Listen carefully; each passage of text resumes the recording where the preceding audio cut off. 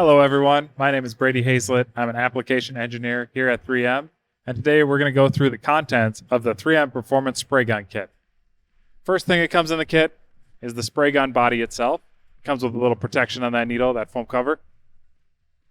Also included are 3 bags, 5 packs of each of the 3 top coat sizes. So we've got the 1.2, the 1.3, and the 1.4 tip sizes. Along with that in the kit, you've got the PPS Series 2.0. It starts with the hard cup, as well as 5 refills of liners. There are 4 refills of the 200 micron lid, as well as one of the 125 micron. There are sealing plugs for that as well. Also in the kit, you'll find a replacement locking collar. That's just a spare. The air valve and gauge, that's going to be included, as well as the manual for the gun, and another reference, which is the quick start guide. Next, we'll get that gun set up for use. First, remove that protective covering and grab the tip size you're going to be using on your application.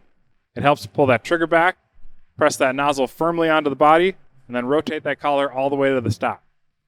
Once that's connected, you can go ahead and attach the air valve.